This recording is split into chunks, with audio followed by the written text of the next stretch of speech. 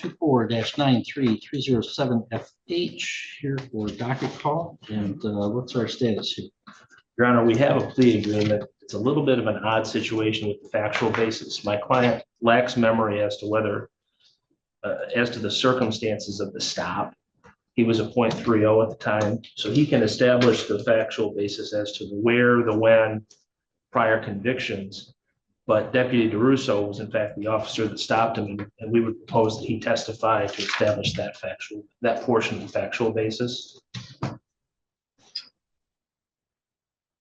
The agreement is that my client would plead to the charged offense, OWI third, with an agreement for a sentencing cap of 6 months, and the people have agreed not to seek or advocate for bond revocation following his plea today. Okay, and do we have a written agreement? I mean, we can certainly take testimony to establish a factual basis, but also I think we already did. Would there have been, we had an evidentiary hearing in this case. There was, Your Honor. I do have the transcript here. Yeah, looking at my notes, I'm not sure we ever got into the level. If you have the test results, you can just mark that as an exhibit, and if there's no objection to its admission, I can supplement the defendant's statement with that as factual basis. No objection to that. The issue is actually going to be the basis for the stop. Oh, that's not even really necessary to plea, right? Okay. Well, I mean, an element is that he was operating a motor vehicle, so we have to establish. Oh, he can't. He couldn't remember if the vehicle was running or not, among other things. And so, is it perhaps simpler to take a no contest plea for lack of memory? I think that's probably the simplest way, Judge. Okay. And for a factual basis, I can take judicial notice of the prior hearing at which I presided. And if you supplement that with the test results, I'd be satisfied. Yes, Your Honor. And to be clear for the record, that hearing was on April 22nd of 2024. All right. Do you have a copy of the test results you can mark? I can go and make a copy, Your Honor.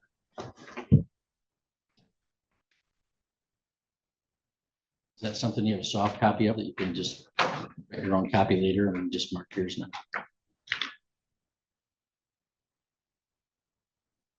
Do we have a written plea agreement, Mr. McClellan? Working on it, Your Honor.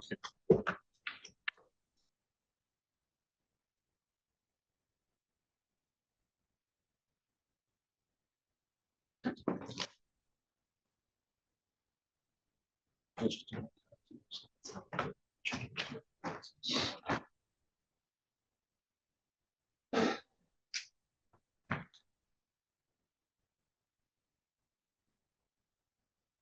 And do you have the advice of forms?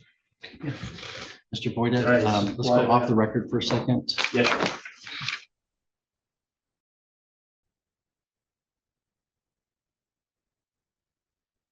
All right, so Mr. Kubik, would you please raise your right hand for me, sir? Do you swear to tell the truth, the whole truth, and nothing but the truth, so help you God? Yes, I do. Put your hand down. Mr. Kubik, in a no contest plea, I won't ask you about what happened, but I will ask you a lot of questions just designed to make sure you understand what's going on, what your rights are. So therefore, if you have any questions, go ahead and ask them. If you need a minute to talk to your lawyer, you just say so.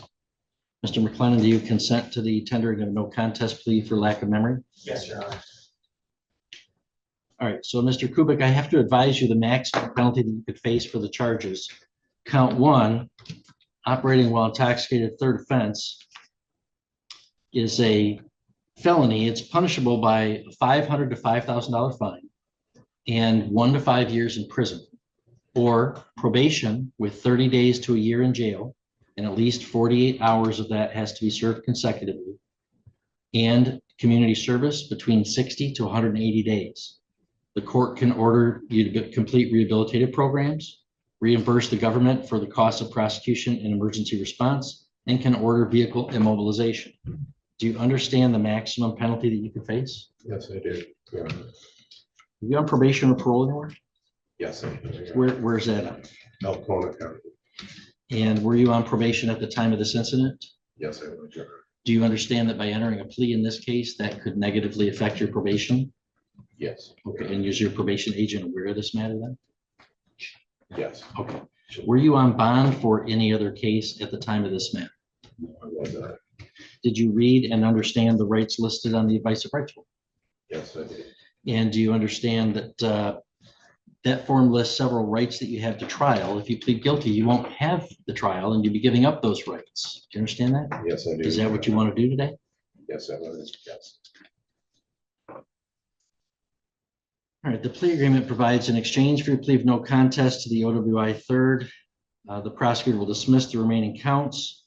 There's restitution set at $200 for an OWI reimbursement. And there's a sentence agreement for a 6-month jail cap. Do you understand the terms of that agreement? Yes, I do. Yeah. Mr. Voigt, is that a full, fair, and accurate statement of his terms? It is, Your Honor. Mr. McLennan? Yes, Your Honor. Mr. Kubik, that sentence agreement for the 6-month cap, that's not binding on me. At sentencing, if I wanted to give you more, I wouldn't have to follow this. But if I wanted to give you more than 6 months, you would be allowed to withdraw your plea, not having received what you bargained for. Do you understand that? Yes, I do. There is an important exception to that rule.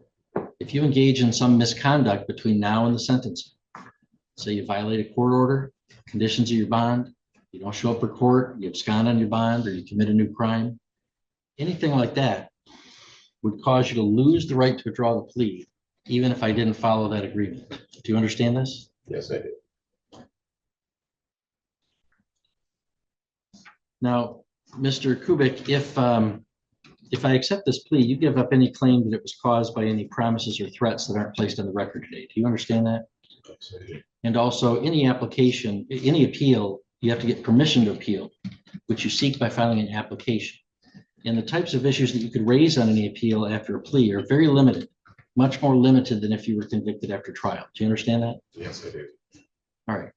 Other than this, the terms of this plea agreement, has anybody promised you anything to get you to plead guilty? I'm sorry. I can. Has anybody promised you anything else to get you to plead guilty beyond the plea agreement? No, Has anybody threatened you to make you plead guilty? no. Is it your own free choice to enter that plea? Yes, I am. Knowing all this, how do you wish to plead to the charge of operating while intoxicated, third offense? No contest. All right, and based upon my judicial notice of the previous hearing and reviewing Joint Exhibit 1, I do find a factual basis for the fact that Mr. Kubik was operating a vehicle on a public highway after having consumed alcoholic beverages, and that was above the legal limit. In fact, it was above the high BAC limit. I do need to ask you, Mr.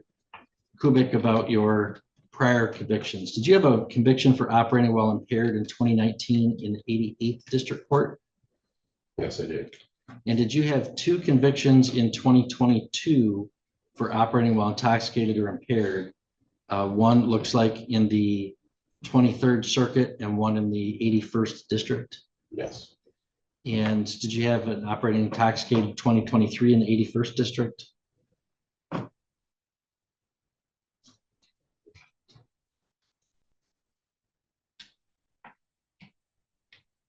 Yes. Okay. One of those in 22 was dismissed. Okay, so maybe it was only 1 instead of 2. Okay. Yes, yes, Okay. yes, yes. Right, and that still would be sufficient for the third offense notice. Mr. Voigt, are you satisfied with the factual basis? I am, Your Honor. Mr. McLennan? Yes, Your Honor. Mr. Voigt, are you aware of any other promises, threats, or inducements?